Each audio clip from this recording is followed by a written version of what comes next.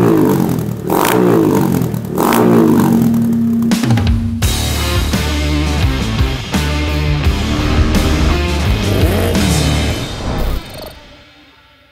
lagi di channel Tengkatros, yo. Di episode kali ini gue mau ngajak kalian ngelihat progres pembuatan motor custom dari bahan yang menurut gue cukup kece nih, cukup familiar lah ya. Kapasitas mesinnya nggak terlalu besar dan motor bahannya ini dari Honda Verza. Siapa tahu di sini masih ada yang kurang familiar sama Honda Verza ya. Sebenarnya Honda Verza ini adalah bisa dibilang kayak penerusnya dari Honda Mega Pro di kelas 150 cc, motor batangan 150 cc. Konsep ubahannya sendiri sebenarnya motor ini pengen dijadiin tracker, lebih tepatnya street tracker yang mengacu kepada desain Suzuki Big Boy ya kalau nggak salah, yang ini.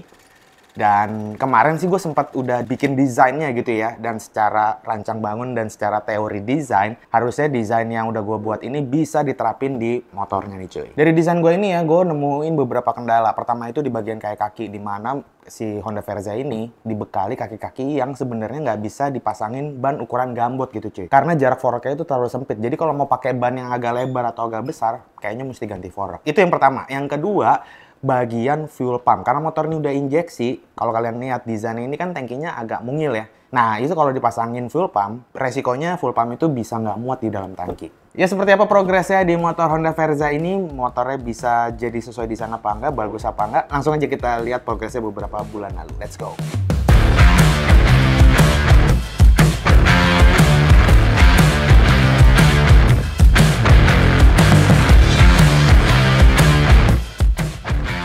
Oke cuy, di depan gue ini udah ada ban ya, karena emang progres pertama yang kita kerjain itu kita mau setup kaki-kakinya dulu. Di sini udah ada ban dual purpose yang kita udah siapin dan tromolnya cuy, karena emang sesuai konsep pengen kita rubah jadi jari-jari. Oh ya, untuk motornya sendiri update-nya sebenarnya bagian fork depan udah kita ganti pakai punya Yamaha Bison. Kenapa? Karena bawaan aslinya si Verza itu emang sempit banget cuy. Bahkan untuk dipasangin ban 120 nih yang bagian bawah ini, itu nggak muat gitu kan. Udah mepet banget sama si tabung shockbreaker-nya. Udah mepet banget sama tabung si shockbreaker-nya. Jadi emang mesti mau nggak mau ya kita ganti. Cuman kemarin udah sempat diganti, emang progresnya nggak kita shoot ya. Dan sekarang udah tinggal naikin bagian rodanya aja gitu cuy. Oke, ini barangnya udah siap semua. Ban-bannya sama tromol kita harus convert dulu. Oh iya, velgnya belum sih ya, tapi velgnya nanti sekalian kita pasangin jari-jarinya. Langsung aja kita pasang ya.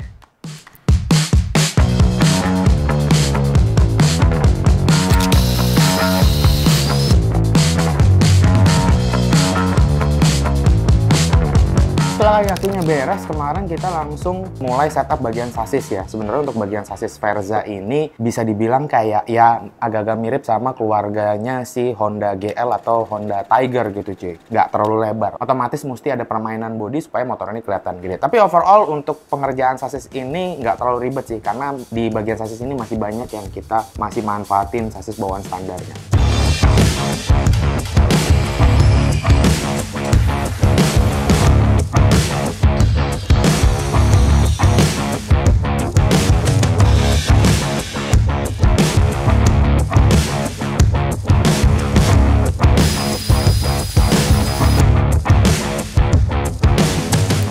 Oke guys, hari ini kita mau masuk ke step selanjutnya, yaitu ngerjain bagian tangki. Let's go!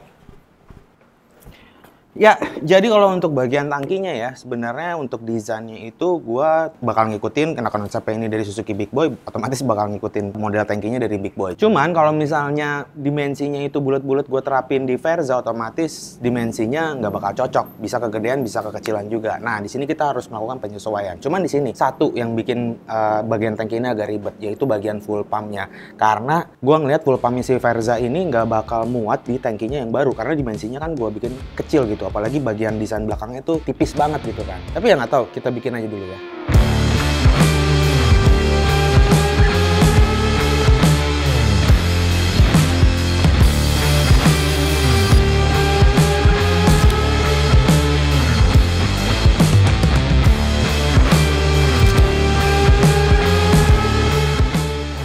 Oke cuy, jadi sesuai dengan feeling gua kalau full pumpnya itu mentok, nggak bisa dipasang. Emang nggak muat di tangkinya si Verza, karena bagian belakangnya itu terlalu tipis gitu kan. Nah, gua punya plan B. Oke, jadi gini ya, gue jelasin skema yang harusnya atau planningnya kalau nggak ada kendala. Ini kalau kalian lihat adalah tangki motor yang udah kita buat. Tangki motor. Dan di bawahnya ini adalah injektor yang dari posisi injektor ini akan masuk ke ruang bakar dan lain-lain gitulah ya. Nah, dari tangki ini ke injektor itu ada namanya full pump. Full pumpnya nanti biasanya akan ditaruh di tangki seperti ini. Dan dia dihubungkan dengan selang yang masuk ke injektor. Akhirnya bensin itu masuk ke injektor dan dicampur dan segala macam, jadilah gas yang bisa ngegerakin motor pada akhirnya. Ini skema normal. Kalau skema yang sekarang yang kita lagi hadapin adalah, permasalahannya kalau kalian lihat di sini, full pumpnya kan masuk ke dalam tangki. Masalahnya yang sekarang full pumpnya segede apa? Nggak muat cuy, ya kan? Nggak mungkin gue ngerubah bentuk tangki karena gue udah suka banget sama bentuk tangkinya atau cangkang tangkinya kan. Solusinya adalah daripada gue harus naro si full pumpnya itu di dalam tangki, gue bikinin tangki yang buat untuk masang full pumpnya doang gitu cuy. Skemanya gini. Jadi ini tangki pertama, ini injektor. Gue di sini di antara tangki dan injektor ini gue akan bikinin tangki tambahan bentuknya silinder. Dan dimensi tangki tambahan ini itu kurang lebih secukupnya untuk si full pumpnya itu. Jadi full pump nanti gue akan taruh di bawah cuy. Nah, akses bensinnya adalah dimasukin dari tangki utama, bensin masuk. Terus ini disetok dulu ke tangki kedua. Masuk semua, akhirnya si pompa bensinnya itu atau full pumpnya itu bisa nyedot bensin yang masuk. Dan akhirnya dari tangki penampungan ini masuk ke injektor. Nah, untuk tabung tambahannya ini yang sulit. Posisinya karena terbatas ya, jadi gua taruh itu adanya di sasis tengah. Biasanya tuh di sasis tengah tuh buat nyimpan kelistrikan. Nah, otomatis karena ada tabung tambahan ini, si kelistrikannya agak mundur sedikit ke belakang. Ya sebenarnya sih skema akal-akalan ya untuk bisa masang, tetap pakai full pump di motor injeksi gitu cuy. Gue udah pernah ngelakuin ini juga, metode ini juga di motor Royal Enfield 500 kalau nggak salah. Itu bentuk tangkinya juga sama, tirus bagian belakangnya, full pump nggak bisa masuk. Akhirnya gue pasangin tabung tambahan untuk full pumpnya bisa dipasang. Dan so far sampai sekarang sih motornya nggak ada masalah. Oke, kurang lebih skemanya ini, plan B-nya. Mari kita laksanakan.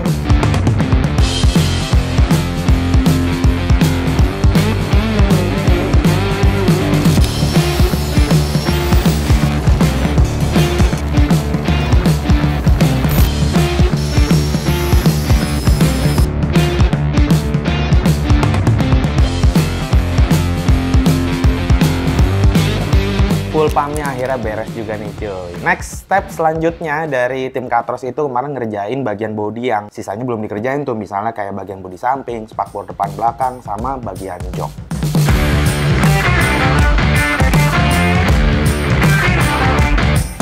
Untuk bagian bodi samping dan spakbor ini kita bikin pakai bahan plat galvanis yang tebalnya 1,2 mm cuy.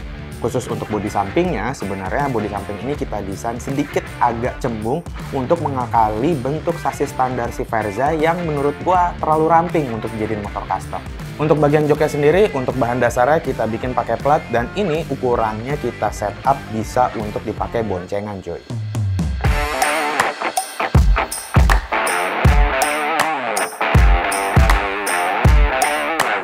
Ya, jadi setelah pengerjaan bagian bodi samping jok sama spakbor itu ya, motornya udah mulai kelihatan nih cuy setupannya gitu, bodi-bodinya. Cuman kemarin setelah gua ngeliat langsung, gua ternyata BN cuy. Hari ini progres dari Honda Verza ya. Jadi sebenarnya bodi-bodi udah kerakit, cuman ada beberapa bagian yang mesti gua revisi nih cuy. Ini si Andi lagi ngeset roda belakang karena bannya kelebaran, jadi mesti di overset gitu gearnya. Yang depan pakai ukuran 120/80. Pengen dipakein kayak yang ukuran belakang ini juga. Yang belakang tuh 130. Cuma gue masih bingung nih. Muat sih muat kayaknya, cuman tipis banget, jadi mesti agak diakal-akalin dikit. Tapi gimana ya? Menurut kalian gimana nih? Mendingan tetap pakai ban 120 ini atau digedein juga sama kayak belakang 130. Jadi depan belakang 130 nih. Ya untuk urusan kayak kaki depan ya yang pengen gue upgrade itu mendingan nanti dulu deh dipikirin. Yang penting pada saat itu gue pikirin tuh gimana caranya motor itu bisa selesai on time gitu cuy, nggak kelamaan. Nah, setelah bodi-bodinya itu selesai dikerjain, semua kita pasang, kita setup lagi, mastiin semua dudukannya udah pas, dan lanjut kita trondolin semua.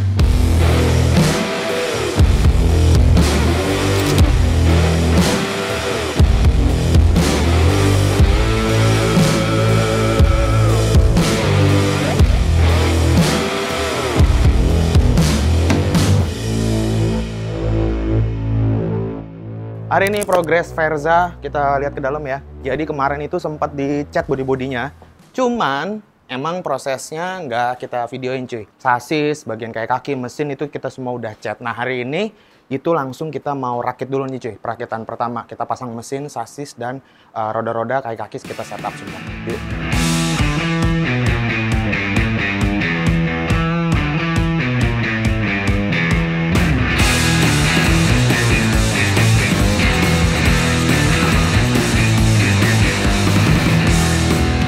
Setelah mesin, sasis, dan bagian kaki-kakinya itu kerakit ya, akhirnya bener juga cuy. Kebeeman gue yang pertama tadi ya, di awal, yaitu gue pengen gedein lagi bagian ban depannya cuy. Nah, akhirnya untuk bagian ban depan ini, gue putusin memakai ukuran ban yang sama dengan ukuran belakang supaya kelihatan bagian depannya itu nggak kopong gitu cuy, tapi lebih padat lagi. Setelah gue puas ngelihat hasil akhir dari pemasangan ban yang sekarang udah jadi lebih padat, progresnya berlanjut ke perakitan keseluruhannya cuy. Body-body yang udah selesai dicat kita pasang dan di sini udah mulai kelihatan wujud aslinya dari Honda Verza.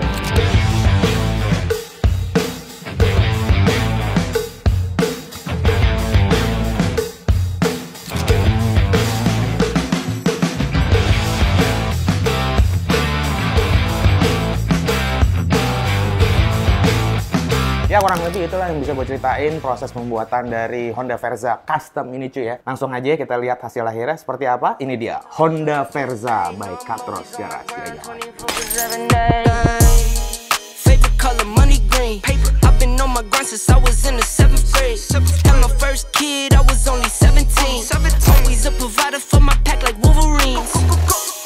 But you won't find me on the mountaintop. Need no calculator, I can weigh it cause it kinda lie. Always on my top around that paper like a Michael Scott. Oke cuy, di depan gue ini udah ada satu unit Honda Verza yang udah selesai di custom sama tim Katros Garage. Langsung aja kita lihat lebih detail dari bagian kayak kakinya nih cuy. Oke, jadi untuk bagian kaki-kakinya, bawaan velg si Verza yang aslinya itu model palang kita konversi jadi model jari-jari nih cuy. Untuk bagian tromol depan belakangnya ini gue pakai produk aftermarket, dan untuk velgnya sendiri gue pakai dari brand Scarlett. Bahannya dia udah aluminium dan ukurannya ini yang depan lebar 3 inci sedangkan yang belakang itu 3,5 inci. Ini dua-duanya depan belakang ring 17 ya. Dan untuk bannya ini gue pakai ban yang tipe dual purpose sesuai dengan karakternya. Dan gue cari ukurannya yang oke banget nih cuy. Ukurannya adalah 130/80 dari merek Maxxis. Nah, supaya ban gambut itu bisa kepasang otomatis bagian suspensi depan bawaan si Verza ini kita udah nggak pakai lagi ya. Karena kita harus ganti dengan jarak shock breaker atau tabungnya yang juga lebar. Ini gue pakai dari Yamaha Bison. Kelebihannya jelas tabungnya itu dia gede banget. Ukuran pipanya juga ini sampai 42 mm. Beda banget sama bawaan aslinya Verza yang kayak mirip-mirip Honda Tiger gitu cuy. Nah, sedangkan untuk suspensi belakang ini gue pakai produk aftermarket ukuran 340 dari Ride It seri GP Pro Series Suspension. Wah, elah. Di sini gue pilih yang warnanya hitam. Gue suka si Ride It ini kenapa? Karena bagian as tengahnya ini dia diameternya gede banget dan warnanya gold gitu cuy. Biasanya warna chrome gitu ya. Jadi ini udah setelannya udah lengkap banget. Di atas ini udah ada preload, di bagian bawahnya udah ada reboundnya, dan di bagian belakang ini juga udah ada kompresi yang bisa disetel dengan mode klik gitu cuy. Untuk bagian body-body mulai dari bagian spakbor depan, bagian tangki, bodi samping, alas jok sampai ke bagian spakbor belakang itu kita custom atau handmade pakai plat galvanis yang tebalnya 1,2 mm.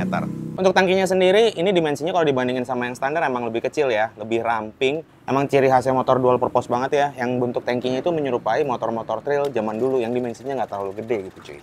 Untuk urusan lampu-lampu, karena emang motor ini buat harian ya cuy ya. Nah, lampu depan kita pakai lampu tipe Daymaker atau LED, ukurannya 5,75 inch. Lampu sunnya pakai produk aftermarket, dia modelnya slim banget, kecil banget gitu ya cuy. Dan untuk lampu belakangnya kita pakai produk aftermarket juga, yang bentuknya simple, kita taruh di atas spakbor belakang cuy. Yeah, I'm all in. Brody on the line, I'm tapping in. Got out here pulling the strings for me. A girl on the line, she feeling me. Preoccupied by the motivation. Put in the time, pay the entry fee. Bro on the right, yeah, he kinda nice. Inside of my mind, no one's real as me. Ya, sekarang gue nyobain posisi duduk ya. Buat tinggi badan gue yang 160-an. Naik motor ini rasanya ketika didudukin tuh kayak easy to ride banget ya. Walaupun gue sedikit jinjit, tapi masih it's okay lah karena style juga tracker. Emang pasti agak tinggi untuk posisi joknya ke tanah. Dan di bagian kemudi sendiri ada beberapa parts yang kita ganti. Pertama itu dari panel indikator, kita pakai produk aftermarket yang bentuknya simple seperti ini. Spion kita juga ganti pakai produk aftermarket model bulat gitu ya. Sama grip gasnya kita pakai grip gas Katros Rip gitu cuy. Ya ada penyesuaian ulang juga karena memang bagian triple tree atau bagian segitiga atas ini kan udah pakai punya Bison kan, karena udah diganti pakai shock Bison. Lalu untuk posisi full step masih pakai standar, jadi sebenarnya nggak berubah banyak untuk posisi pijakan kakinya.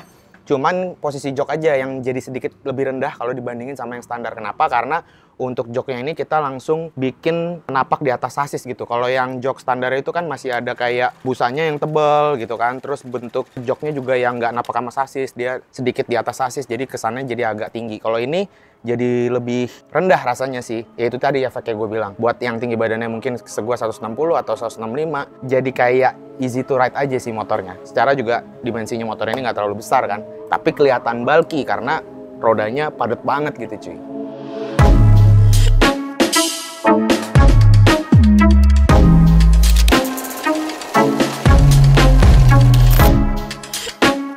Kalau kalian perhatiin ya, warna di motor ini emang ada 3 warna yang kita mainin atau yang kita pilih ya. Pertama warna biru, putih, dan merah. Sebenarnya ini adalah request dari Motul. Karena apa? Karena sebenarnya untuk bagian tangki, pemilihan warna biru, putih, dan merah itu berdasarkan bendera Perancis gitu cuy. Cuma setelah gua terapin, banyak yang bilang kayak ini warnanya Honda banget ya. Warna HRC kali ya.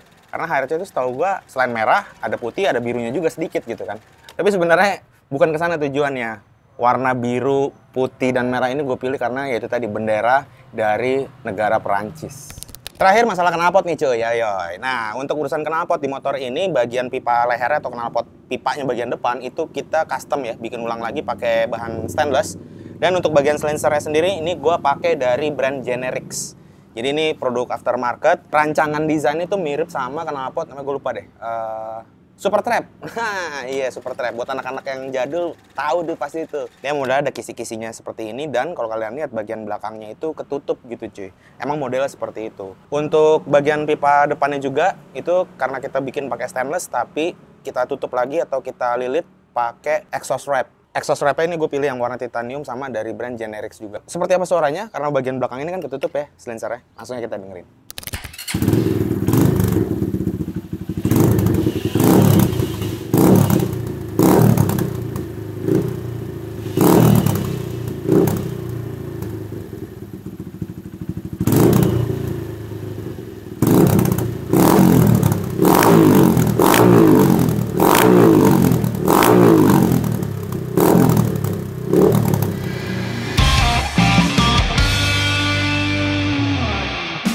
Nah, awalnya gue pikir knalpot ini karena belakangnya ketutup suaranya agak sember. Ternyata enggak ya. Ya, enggak ngebelar knalpot yang belakangnya kebuka. Tapi menurut gue masih cukup oke lah.